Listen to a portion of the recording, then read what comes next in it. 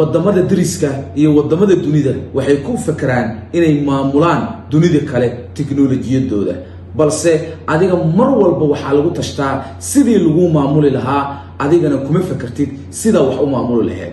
inaad maamusho dunida kale waxay u baahan tahay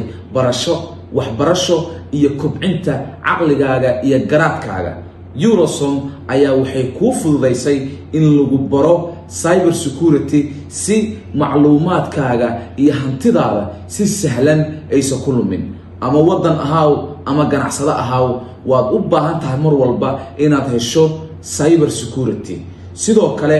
waxaad ku baran doontaa cyber security-ga si practical ahaan ah oo lagu bari doono cloud-ka oo lagu soo baakimay gudaha dalkaaga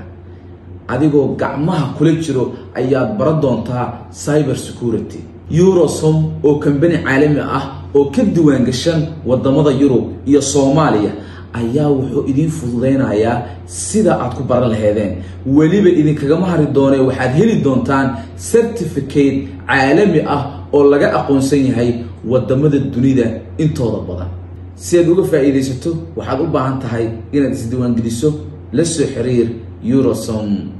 Cloud.